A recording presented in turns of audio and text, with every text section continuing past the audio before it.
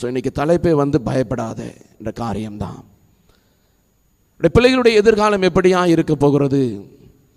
பிள்ளைகள் இப்படியாக சுற்றி கொண்டு இருக்கிறார்கள். ஒரு நிரந்தரமான ஒரு வேலை இல்லை, சொல்லுகிற வார்த்தைக்கு கீழ்ப்படியாத ஒரு சூழ்நிலை இருக்கிறார்கள். இவருடைய எதிர்காலம் என்னவாய் போய் முடியுமோ என்று சொல்லி எதிர்காலத்தை குறித்ததான ஒரு பயம் இருக்கும்.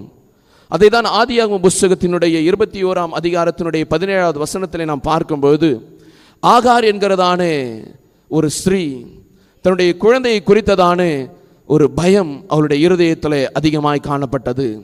ஐயோ, என்னுடைய குழந்தையானது மரித்து போய்விடும், இதற்கு பின்பதாக என்னுடைய சந்ததியானது வளர முடியாது, இதற்கு பின்பதாக என்னுடைய குழந்தையுடைய எதிர்காலம் என்னவாய் போய் முடிய போகிறது, இந்த வனாந்திரத்தில் யாரும் எனக்கு உதவி செய்வதற்கு யாருமே இல்லையே, இந்த வனாந்திரம் தான் என்னுடைய வாழ்க்கையா, இந்த வனாந்திரமான சூழ்நிலை தான் என்னுடைய வாழ்க்கை நிரந்தரமா இருக்குமா என்று சொல்லி அவருடைய இருதயத்தில் ஒரு பெரிதான ஒரு அச்சம் உண்டானது, ஒரு பயம் உண்டானது.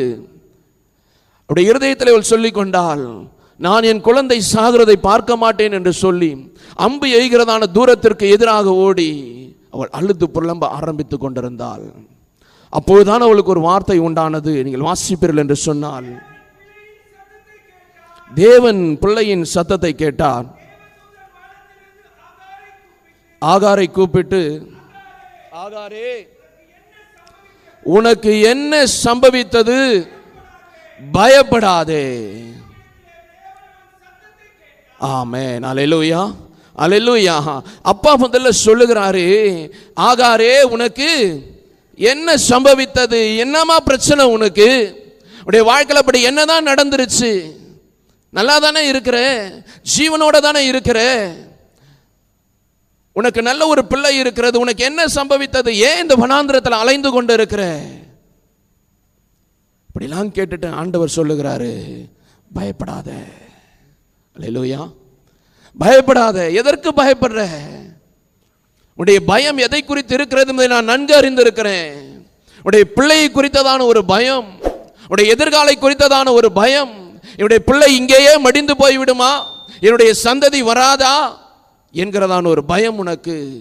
உடைய எதிர்காலத்தை குறித்ததான பயம், உன் பிள்ளைகளை குறித்ததான ஒரு பயம் உன்னிடத்தில் இருக்கும் என்று சொன்னால், ஆண்டவர் இன்னைக்கு சொல்லுகிற காரியம், பயப்படாத. அல்லேலூயா, பயப்படாத. வசனம் சொல்லுகிறது, கர்த்தர் பிள்ளை இருக்கும் இடத்தில் அதனுடைய சத்தத்தை கேட்டாராம். அல்லேலூயா, அல்லேலூயா.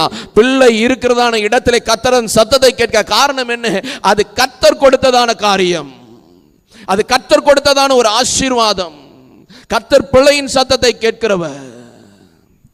அன்னைக்கு சாமுவேல் அந்த ஆலயத்தில் இருக்கும் பொழுது ஏலிக்கு ஆண்டவருடைய சத்தம் கேட்கப்படவில்லை, மாறாக சாமுவேலுக்கு கேட்டது. சாமுவேல் என்கிறதான பிள்ளையாண்டானுக்கு கர்த்தருடைய சத்தம் கேட்டது. நான் இங்க சொல்ல முடியும், அநேக நேரங்களில் கர்த்தர் பிள்ளைகளோடு பேசுகிறதை நாம் அறியாது இருக்கிறோம்.